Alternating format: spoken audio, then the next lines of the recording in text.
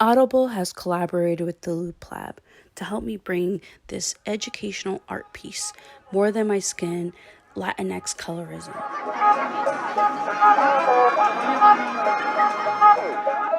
If we as a community can't be racist because somos Latinos, then why are we so attentive to see where skin falls in the color spectrum of black to white?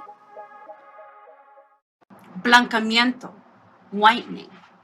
Purposely marrying a lighter skinned individual in order to make lighter skinned children, as if having dark skin was an imperfection that could only slowly disappear the lighter the skin color got.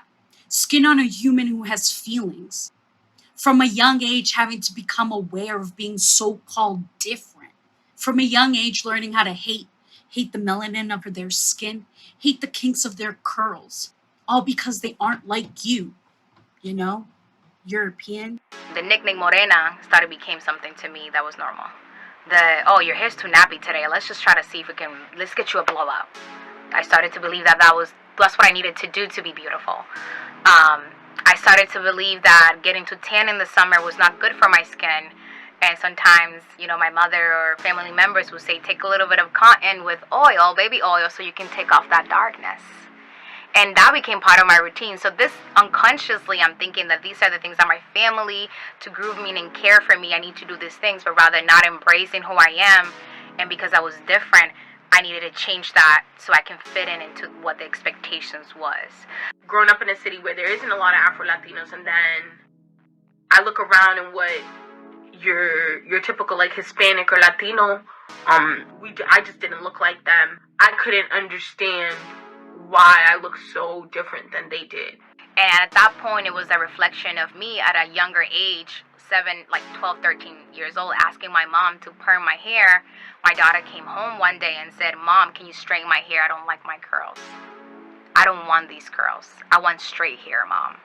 I was like 6 years old, and I was like, okay, wait. And her response to me, I said to her, your curls are beautiful, baby. I love your curls. I have curls. And she said, but you have your hair straight all the time, Mom. And that clicked for me to understand, okay, what I'm doing right now, I'm not representing what I'm trying to communicate to her or show her.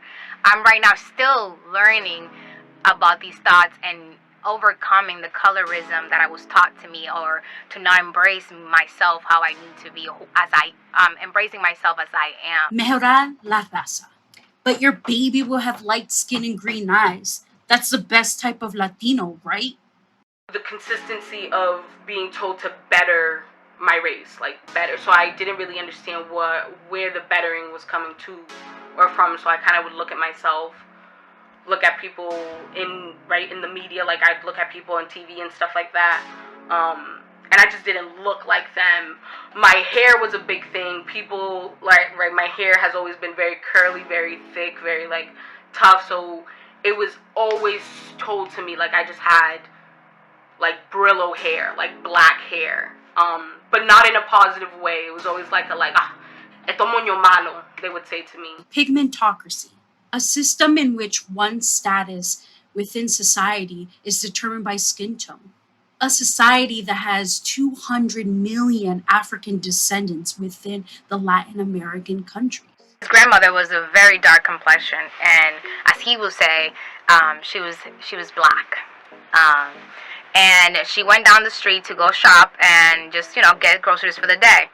At that time, my father witnessed a lot of Haitians being transported back and forth from Haiti to DR to do a lot of farm work in the sugar cane plantations.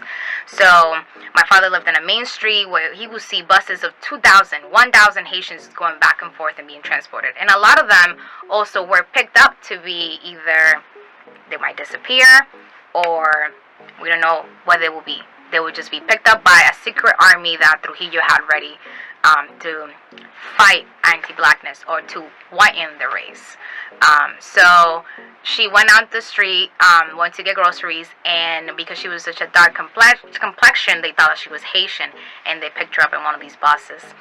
And she kept saying, I'm Dominican, don't take me, don't take me. The way that they would differentiate between Dominicans and Haitians was by asking them to say the word perejil, which is a translation for parsley. Clearly, Haitians' first language is French, so that's how they would tell. So my grandmother, I guess, my great-grandmother was yelling, perejil, perejil, perejil, so she can be let go. And that's how she made it back home. And my father says the story today, she was like, we would have never seen her. But little do they know that we're all the same. She was confused because she does have those traits of an African black woman. Beautiful. And at the time, because of the government, that wasn't beautiful. You must be punished. You must be killed. You must be taken away from your family. You must be transported as an item and used. This assumption of it, I feel like it's a sin. I think assuming people who you are, I think, is a sin itself. It's better off you can ask, like, who are you? Where do you identify? And there's a way how you can approach these questions to people.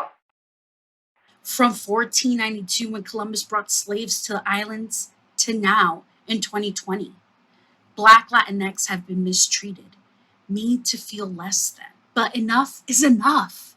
It is time for us to unite and come together as one community, to include and elevate the voices of Black Latinx, porque la vida de afro-latinx importa, because Black lives matter.